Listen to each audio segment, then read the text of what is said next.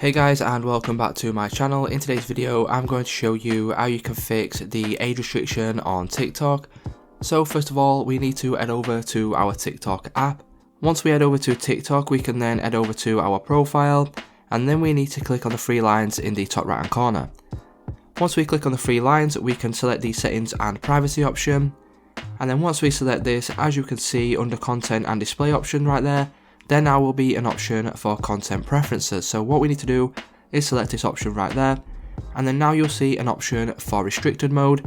So if you click on restricted mode, what this will do is it will bring you to this page right here, and all we simply need to do is click on turn off. Once we click on turn off, enter in your passcode,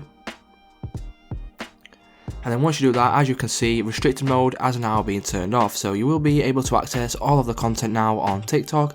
And it's just that simple guys. If this video did help you out, please leave a like on today's video, and I'll see you in the next one.